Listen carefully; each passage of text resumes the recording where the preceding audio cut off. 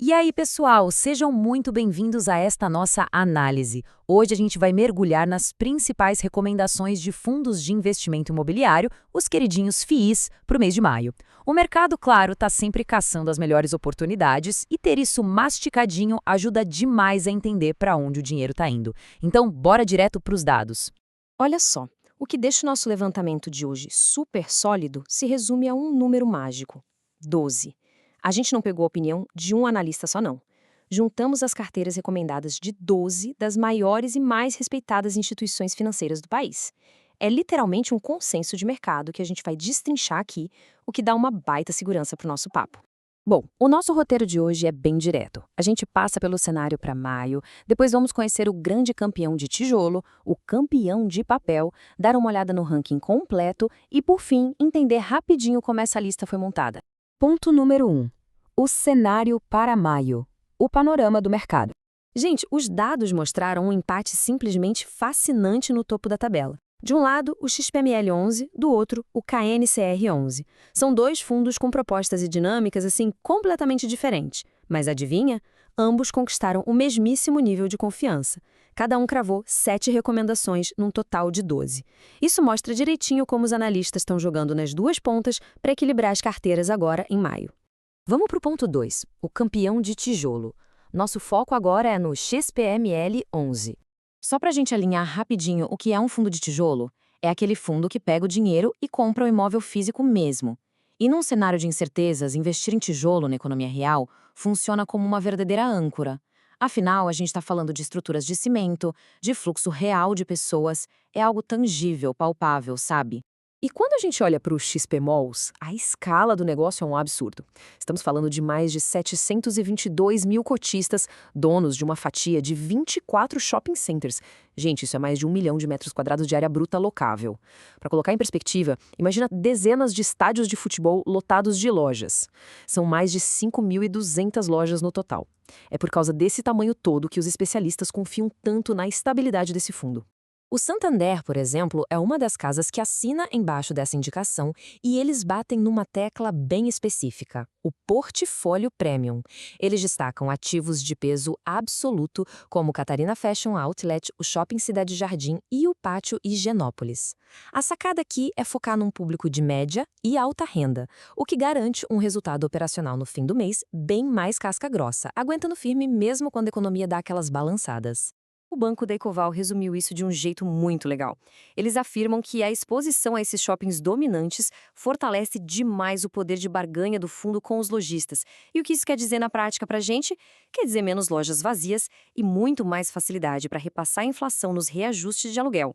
Ou seja, a galera voltando a consumir presencialmente vira dinheiro no bolso do fundo através da receita variável. Sensacional, né? Bom, seguindo para o ponto 3, o campeão de papel. Agora o foco é no KNCR11.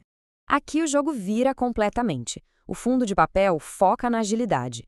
Em vez de comprar o prédio, o dinheiro vai para dívidas irrecebíveis do setor imobiliário. E é exatamente essa dupla dinâmica, a solidez do imóvel lá do XPML11, com a rentabilidade do crédito do KNCR11, que faz o olho do mercado brilhar e cria o equilíbrio que os grandes gestores tanto procuram. E olha, o KNCR11 não fica nada para trás em tamanho, viu? São mais de 542 mil cotistas sob a batuta da Quinéia Investimentos. O grande motor deles é estar com a carteira lotada de CRIs, os certificados de recebíveis imobiliários, que estão atrelados ao CDI. Basicamente, estar colado no CDI hoje significa surfar uma onda excelente de rendimentos num cenário onde a nossa taxa de juros, a Selic, continua num patamar super elevado. E por que ele é tão recomendado?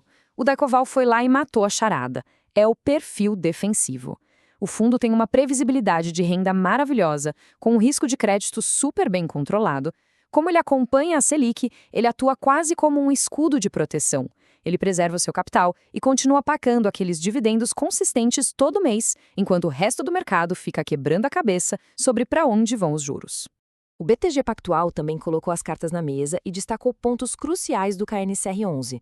O primeiro deles é a alta liquidez. Como é um dos fundos mais negociados da Bolsa, é super fácil comprar e vender cota. Mas o pulo do gato mesmo é que a Quineia estrutura internamente as próprias operações. Fazendo isso dentro de casa, eles conseguem amarrar garantias muito mais fortes e negociar taxas bem melhores, o que é perfeito para a estratégia deles de segurar esses títulos de dívida até o vencimento. Ponto 4. O ranking completo. Os 11 FIIs mais recomendados de maio. Bom, além dos nossos dois grandes astros ali no topo, o KNCR11 e o XPML11 com 7 menções cada, dá só uma olhada no resto da tabela. A gente percebe de cara uma força gigantesca do segmento de logística, né? O BTLG11 e o BRCO11 vêm logo colados, com 6 indicações cada. No fim das contas, a preferência dos engravatados da Faria Lima está super clara. Fundos de recebíveis, shoppings consolidados, logística e renda urbana. Essa tabela grita uma palavra: diversificação. Essa é, sem a menor dúvida, a regra do jogo agora. E para fechar, ponto 5. Como a lista foi feita. A nossa metodologia. Só para vocês sentirem o peso real dessa análise, a gente cruzou os dados de verdadeiros gigantes do mercado. Estamos falando das carteiras do BTG Pactual, do Itaú BBA, Santander, XP Investimentos, entre várias outras casas de altíssimo respeito. Quando dezenas das principais cabeças do mercado apontam para os mesmos ativos ao mesmo tempo, a gente tem em mãos um mapa valiosíssimo e com uma baita confiabilidade. E aí, para a gente encerrar com chave de ouro, fica aquela reflexão. Olhando para tudo isso, como é que essas estratégias ofensivas ligadas ao consumo, os tijolos, se encaixam com a rentabilidade previsível dos papéis dentro do seu próprio portfólio nesse cenário de juros tão dinâmico? Encontrar esse balanço parece ser a grande sacada institucional do mês. Fica aí a provocação para vocês pensarem. Valeu demais pela companhia em mais essa análise. Um grande abraço e até a próxima!